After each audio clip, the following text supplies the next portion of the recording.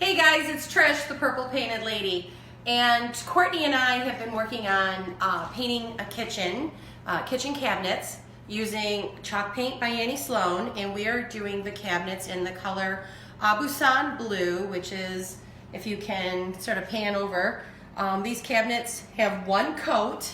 It's a beautiful, I don't know, it reminds me of, I guess, like what I would expect if I was traveling over to Europe and the Mediterranean Sea. It's sort of a blue with a little bit of green in it. What do you think? How do you describe this to people, Courtney? I think it's a bluish kind of green. Yeah, definitely. It's a beautiful color.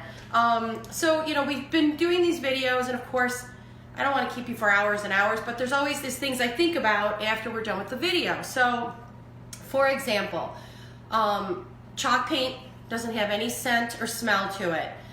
We painted in here all day yesterday and there was absolutely no smell. The other thing about chalk paint is when you get your quart of paint, if you get it from a stockist, that's awesome. Build a relationship with your local stockist. I think that's very important. But if you are ordering it online, especially during the colder season, when you get your product in, bring it into your home as soon as possible and let it sit at room temperature for about 24 hours, depending upon where you live. Because if it's really cold, you want your product to get to room temperature all on its own. Don't try to accelerate it. Don't try to put it in warm water or open it up and try to stir it too early. Just be patient and give it a good 24 hours. Set it on the kitchen counter and just let it get to room temperature on its own. The next thing I want to mention is that when you're using the product, it is a heavier paint. It's a thicker, full-bodied artisan paint. So what I think is important is before you even open it up, turn it upside down and shake it really well. This quart is probably, I'm going to say 2/3 full because we were using it yesterday.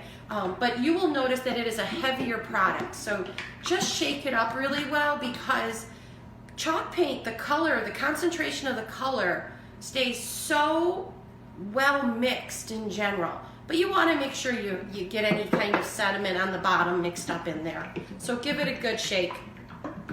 I have all these thoughts, of course, as they come in and sometimes they leave without me saying that to you, but I think it's important to remember too that when you're painting, you want to be painting in room temperature. This house right now feels a little too warm to me. I don't know, but maybe it's fine to Courtney. But you want to have just reasonable temperature because you don't want the paint to start to set up and dry too quick. And you'll find that chalk paint is a thicker paint. Depending on the product and what I'm painting, when I say depending on the product, I should say depending on the color. Sometimes I open a quart of paint, of chalk paint, and it might feel a little thicker, heavier in consistency. So I sometimes will pour some of my paint into like a little margarine container and I'll just add a dollop of regular water to that paint I poured out and I'll use my paintbrush just to mix it well. And that way when I go to paint, it's a little bit more fluid and flows off my brush. If you're looking for more of a smoother, traditional finish where you want to try to minimize your brush strokes, and keep in mind, I feel chalk paint, it is a thicker artisan paint.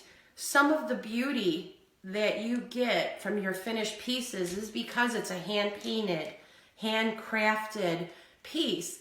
And that little bit of texture actually gives it a nuance that's different than, let's say, going to Target and purchasing a piece of furniture that was sprayed in some factory overseas. So, but if you are looking for more of a smoother finish, then you do want to add a little water to your paint, mix it well.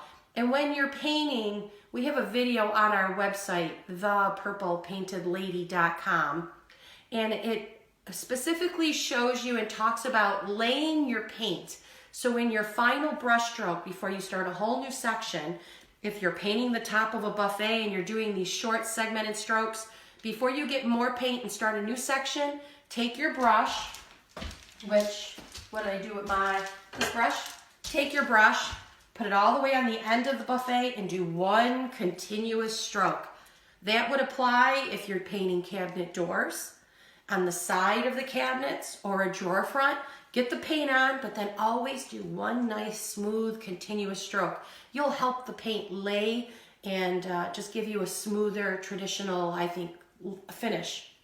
What are there, anything else that I wanted to talk about regarding that? We did tape off some of the areas around the cabinets, and we put paper down.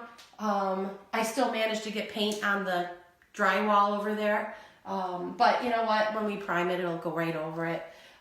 But you know, try to, I guess, make things as easy for yourself as possible. But this is, I'm gonna just turn this around. This is exactly what you typically would have after one coat of paint.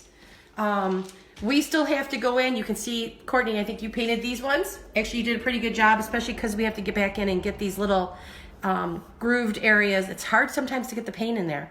But this is one coat of Abusan. So today we're gonna do a second coat. And other than probably maybe going back in with a little bit of an artist brush to get in those grooves, that second coat is going to be enough to have full coverage. And this is a pretty concentrated color. You know, it's not just a conservative taupe that it's a deeper like blue. So you want to have that concentrated color, and 2 coats is what's going to give us that. We love to paint with our this is the Annie Sloan small paintbrush. She has this also in a medium and a large.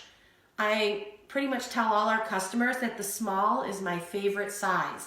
It plumps up to over 2 inches. It holds the paint really well. And I feel I get the best control with the smaller brush.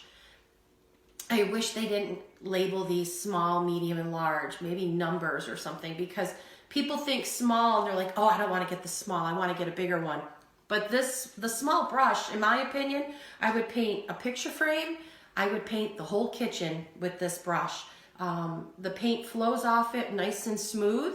You'll find you splatter less or not at all, unless you're a real messy painter. And that you will get more square footage out of your quart of paint. And one thing I will just mention before we end this quick video, which isn't too quick obviously, is that chalk paint by Annie Sloan comes in a couple sizes. It comes in a quart, which is 32 ounces, and then it comes in a smaller project pot, mini sample pot of paint, which is only 4 ounces, half a cup of paint. A quart of chalk paint, depending upon how thick you lay your paint, should give you anywhere from, I would say, 140, and if you add a little water to it, 160 square feet of coverage. That's one coat. So keep that in mind. You get a lot of square footage painted out of a quart of paint. In this kitchen, we had a partial can and a brand new can. The other quart, Courtney, I think was down near the end, right? And that one was already open. So this kitchen right here will probably use almost 2 quarts total, almost. So easily you could do your whole kitchen for paint, waxes, and brushes, depending on the size of your kitchen, for under $200 to $300. So leave us questions underneath this post when we set this video out there for you. We're always able to answer questions or help you. And check out our website, thepurplepaintedlady.com.